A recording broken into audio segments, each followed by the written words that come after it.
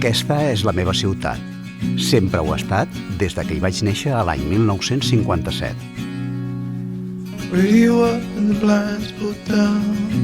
És una ciutat força gran, amb tots els serveis, i al mateix temps també és un poble on quasi tot ho pots fer caminant, cosa que s'agraeix.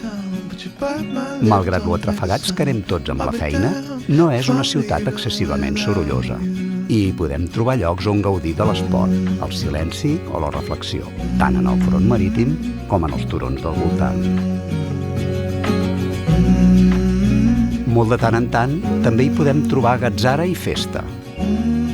Vaja, que és una ciutat en què s'hi viu força bé, malgrat la manca estructural d'inversió pública en àrees com l'esport i la cultura. L'interès de la ciutat per l'art és si fa o no fa el mateix de la comarca, del país i fins i tot de l'Estat. Pràcticament inexistent. Només cal donar una ullada al trànsit que generen les 4 sales d'exposició de la ciutat. Un trànsit tan dens com el que s'observa en un espai tan digne de ser visitat com el cementiri dels Caputxins.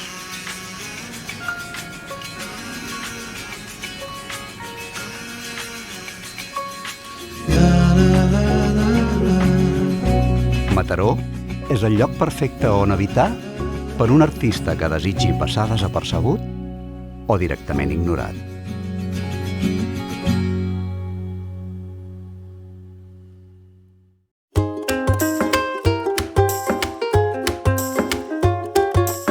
Vaig gaudir d'una infància prou feliç en una família modesta i treballadora. Una família molt religiosa, en la que l'excursió del diumenge podia ser anar a visitar convents, monestirs o parròquies, per anar a veure a mossèn tal o a mossèn qual. Malgrat la recança de la meva mare, alguns diumenges també teníem algun capellà assegut a la taula, convidat pel meu pare. Revisant aquestes fotografies d'un aniversari amb familiars i veïns, sembla que els de la sotana tenien el braç i la mà força llargs. L'afició a la fotografia em va venir de molt petit. A casa teníem una càmera de manxa que em va copsar la meva curiositat des de ben d'hora. A més, el ritual que desplegava el meu pare cada vegada que intentava fer una fotografia em fascinava. Vaig començar a revelar les meves primeres fotografies en el laboratori que disposava la secció fotogràfica de la Unió Excursionista de Catalunya a Mataró.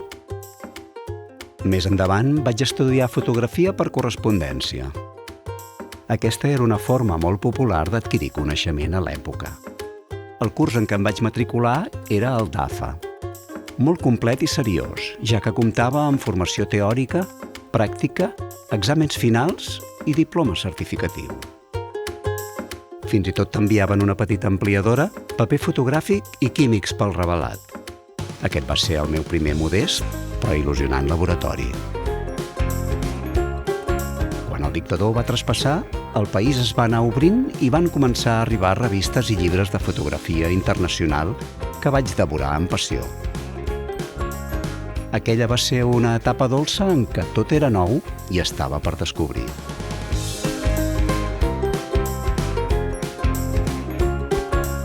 Vaig degustar tot el que vaig poder d'aquell menú visual. Entenia que abans de poder tenir un criteri propi i fotografiar amb llibertat, o sigui, d'escriure imatges, prèviament n'hauria d'haver llegit moltes.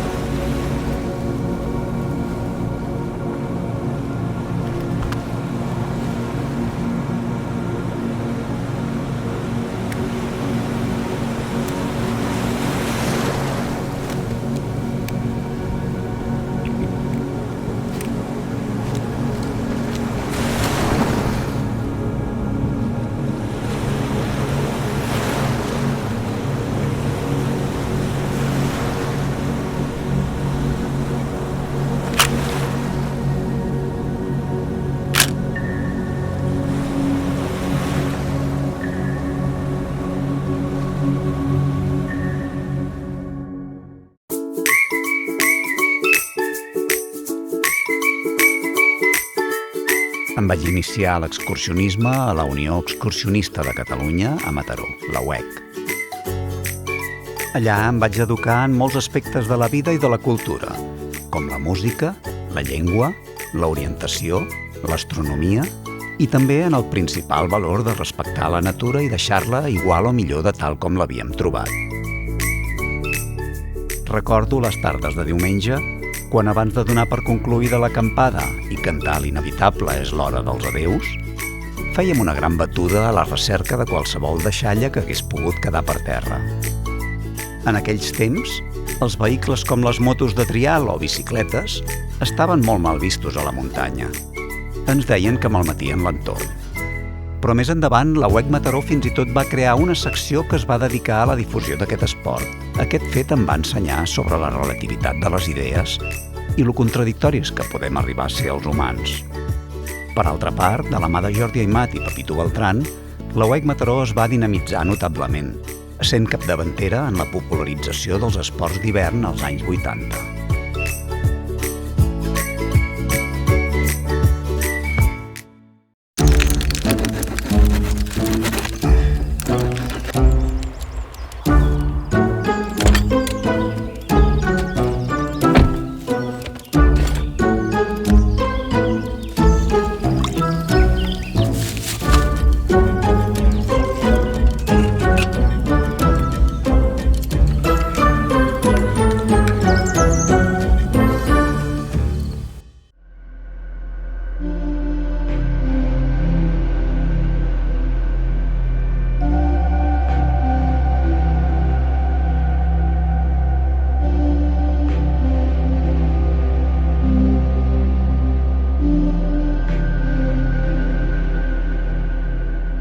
La meva primera càmera va ser una Alina Roll de 35 mil·límetres, la qual feia fotografies pictorialistes encara que no volguessis.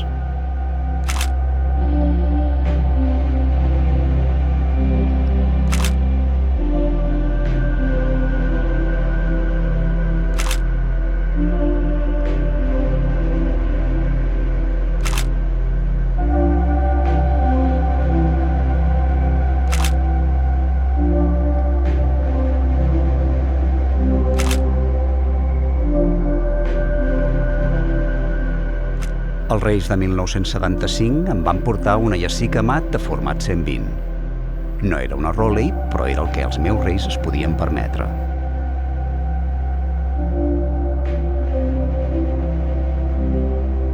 El canvi va ser notable i vaig veure una clara millora en la qualitat de les fotografies que podria fer.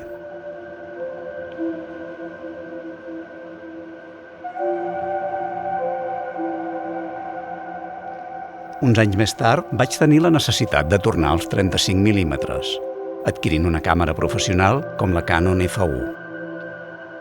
Aquesta càmera em va acompanyar durant una llarga temporada, fins que l'avanç de l'electrònica em va portar fins a la Canon A1, la qual vaig poder adquirir en un port franc mentre navegava amb l'Armada Espanyola.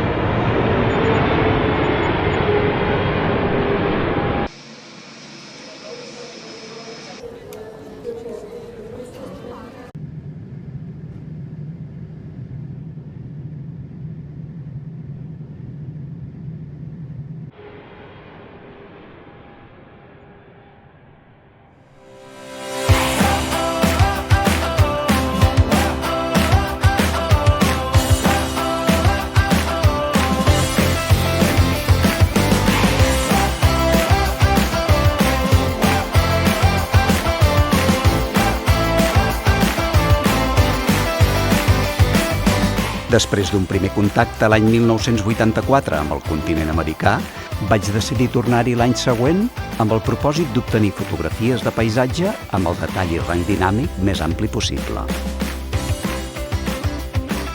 Amb aquesta intenció i sense complexes, vaig carregar la maleta amb una càmera d'estudi de gran format que pesava com un ase mort. Malgrat la meva tècnica d'exposició i revelat, encara per desenvolupar, vaig tornar amb unes imatges prou memorables que encara avui m'estimo molt.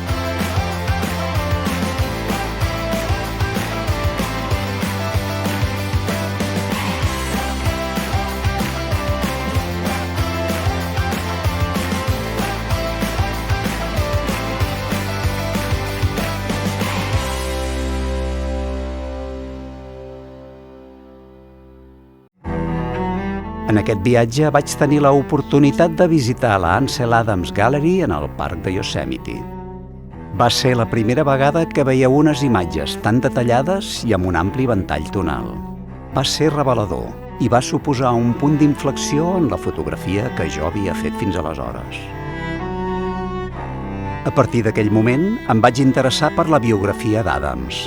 Vaig saber que era un apassionat docent, però que lamentablement havia traspassat just l'any anterior en el meu primer viatge als Estats Units. Envers d'assistir a un dels seus tallers, em vaig haver de conformar en absorbir tot el que vaig poder dels seus llibres, de la seva obra i dels seus deixebles, convertint-me en un ferm militant de la fotografia directa, coneguda com a straight photography. Amb el descobriment d'Ansel Adams, l'aprenentatge del sistema de zones d'exposició i revelat desenvolupat per ell mateix va ser inevitable. El sistema de zones és un mètode sumament enginyós i pràctic per entendre el funcionament de la física i química dels materials fotogràfics. Aquests materials, que fins aleshores havien sigut com pals a la roda que t'impedien obtenir una bona fotografia, van deixar de ser-ho per esdevenir eines d'expressió perfectament dominables. Va ser com posar negre sobre blanc a aquella frase que et deien els que en sabien i no acabaves d'entendre ben bé. El que has de fer és exposar per les ombres i revelar per les llums. Va ser tan revelador per mi que em vaig sentir abocat a compartir-ho, impartint tallers organitzats per mi mateix i d'altres contractats per la Universitat Politècnica de Catalunya a Terrassa.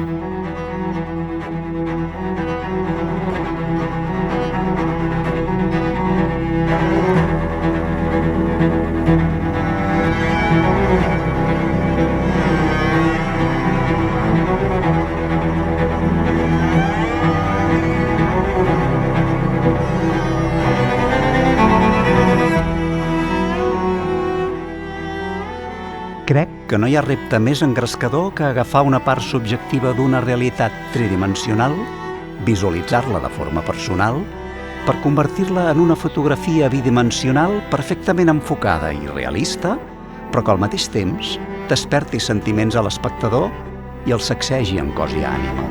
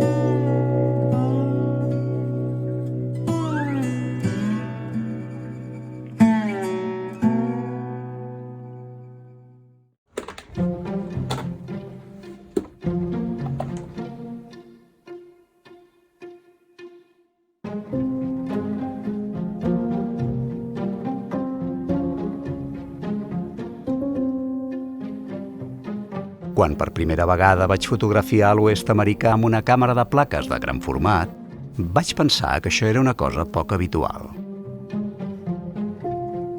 Amb la descoberta dels fotògrafs nord-americans dedicats a l'entorn natural i al paisatge, vaig aprendre que la càmera de 4x5 polzades era l'eina més utilitzada per aquest tipus de fotografia.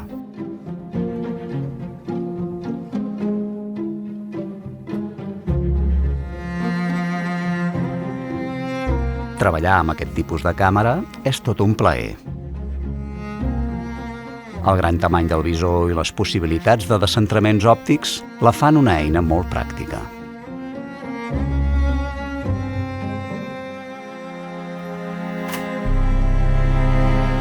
Si bé els 35 mm era considerat el pas universal dels fotògrafs locals que jo coneixia, les 4x5 polzades van esdevenir el meu pas universal particular.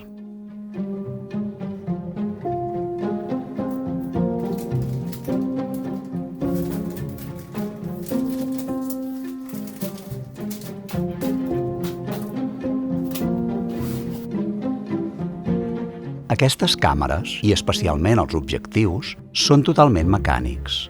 No necessiten bateries per operar, només pel·lícula. Això sí, la pel·lícula fa un bulto considerable i en els viatges llargs l'havies d'administrar per no quedar-te'n sense. Cada placa exposada es documentava amb una petita nota amb les dades d'exposició, el nom del xassis on estava allotjada i el revelat previst segons el sistema de zones. Per carregar i descarregar els xassis de pel·lícules s'havia de fer en l'obscuritat total. A vegades en algun lavabo d'hotel ho podies aconseguir. Però, de fet, també es podia fer a llum de dia utilitzant una bossa estanca on s'introduïen els braços pels extrems per manipular la pel·lícula.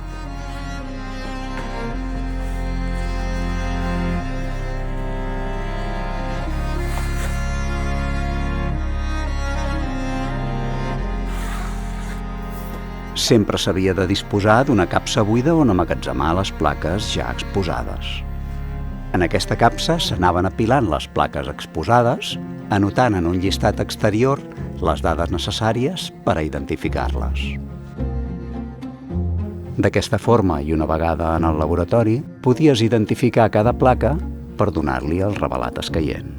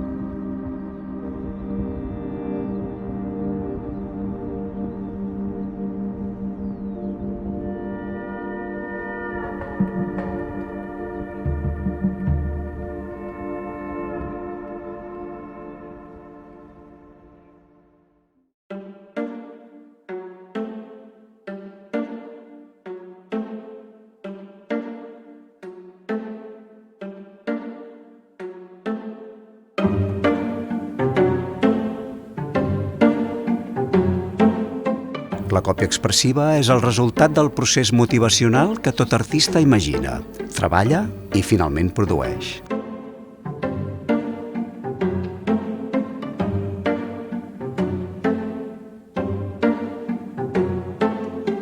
Es diu erròniament que una còpia expressiva és la que té un gran ventall de tons, però això no és del tot cert, ja que es pot ser perfectament creatiu utilitzant un ventall tonal extens o limitat.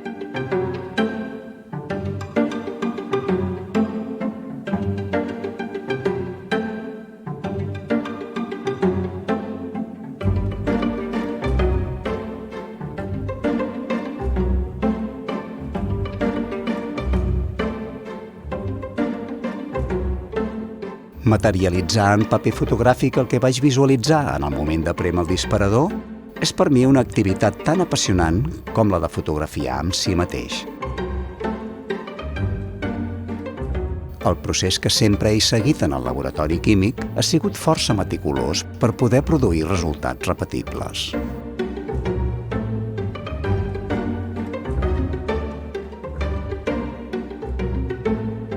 El mètode consisteix en esbrinar el contrast i exposició necessària per construir un punt de partida.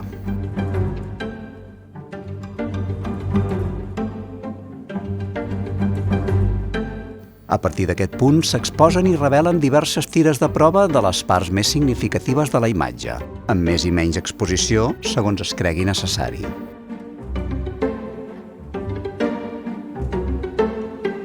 Amb el paper encara moll, comença el joc de posar i treure cada una de les tires de prova de sobre la fotografia completa fins a trobar el balanç desitjat. Una vegada s'està satisfet amb la combinació, s'exposa la còpia final amb els valors que s'han aplicat a cada tira de prova. Les dades d'exposició i revelat s'anoten en un document que s'anomena recepta, el qual inclou un conjunt d'instruccions escrites i dibuixades que permetran produir resultats repetibles en el futur.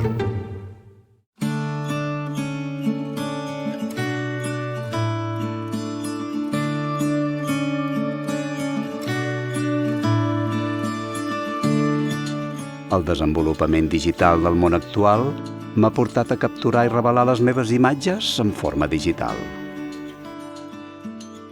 El treball a l'ordinador em permet revelar l'arxiu digital de manera senzilla i amb resultats immediats.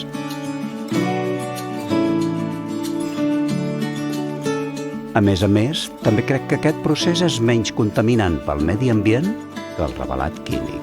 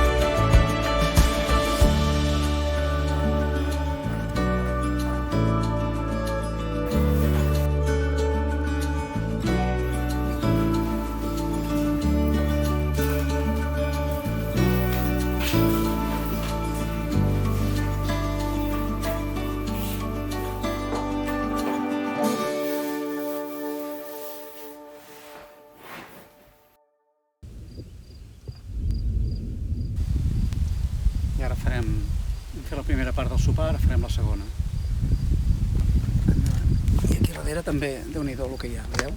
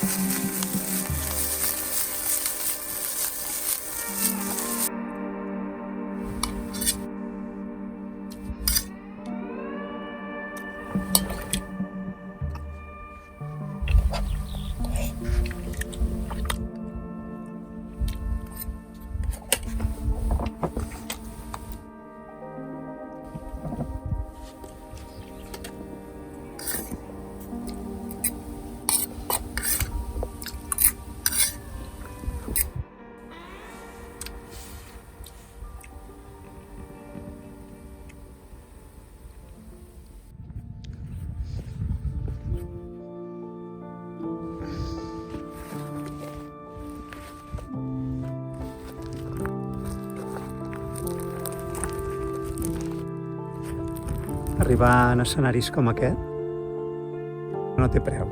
Tot l'esforç ho val. Poder arribar fins aquí, poder disfrutar d'això, és algo fantàstic.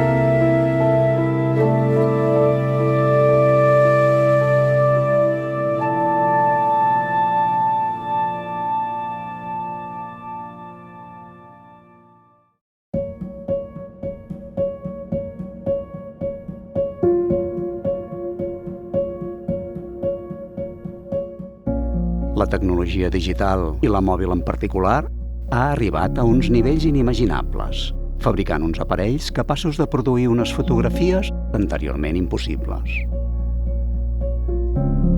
Això ha fet que la fotografia sigui més popular que mai. Tanmateix, la fotografia com a peça d'art normalitzada, reconeguda o tan sols coneguda pel gran públic encara està molt lluny de ser un fet. Crec que cada dia som més superficials i estem més enganxats a un món fictici, virtual, sense adonar-nos que estem renunciant a l'instint més bàsic del ser humà: descobrir, socialitzar i créixer personalment en un entorn saludable. Molts dels llocs que he fotografiat al llarg de la vida han sofert canvis apreciables, mentre d'altres han desaparegut del tot. En aquesta fotografia del Tenaya Lake a Yosemite, feta l'any 1985, es respirava un aire cristal·lí i un silenci reparador, entorpit tan sols pel meu esglai al veure passar un jove ós negre pel meu davant, just després de prémer el disparador. 35 anys més tard, amb la família al mateix punt, el nivell del llac ha retrocedit. L'aire és calitxós pels incendis propers i les sigil·loses passes de l'ós han sigut substituïdes per la xerinola d'alguns turistes. Altres paratges més propers, com el que lluïa davant la fàbrica Fibracolor de Tordera, han desaparegut del tot. En el seu lloc, s'hi han plantat xalets unifamiliars. Aquest idíl·lic paratge de Vilalba Sasserres, on havia sigut lloc habitual on portar els meus alumnes en pràctiques, en queda ben poca cosa, ja que ha sigut engolit per un polígon industrial.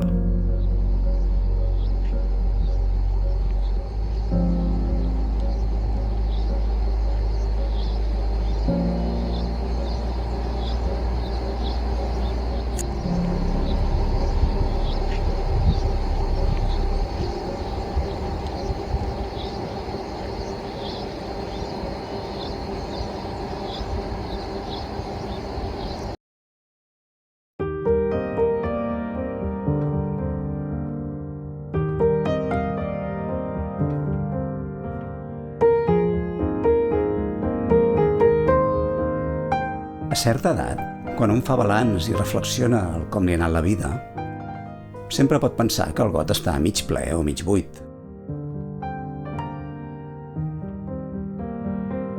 Segurament que no tot ha anat com jo m'havia esperat, però haig de reconèixer que el camí ha sigut prou interessant. La fotografia m'ho ha donat tot. Una activitat apassionant, una forma de guanyar-me la vida, cultura general i fins i tot una família. Ha sigut un camí amb moments eufòrics i estones incertes, però sempre amb el desig i l'energia suficient per recórrer-lo.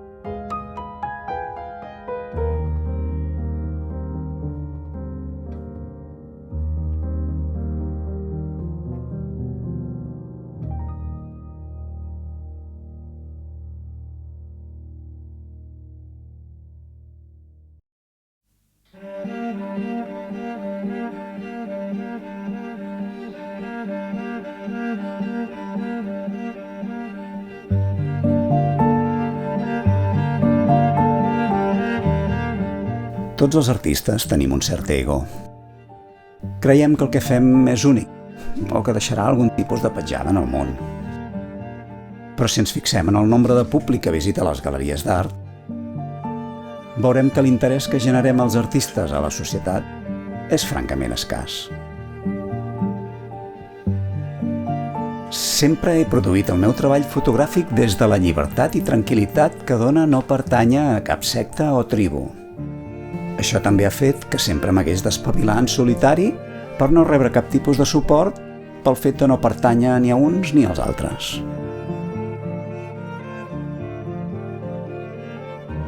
Sé que les imatges que escric agradaran a pocs, però és que n'hi ha molt pocs a qui poder agradar.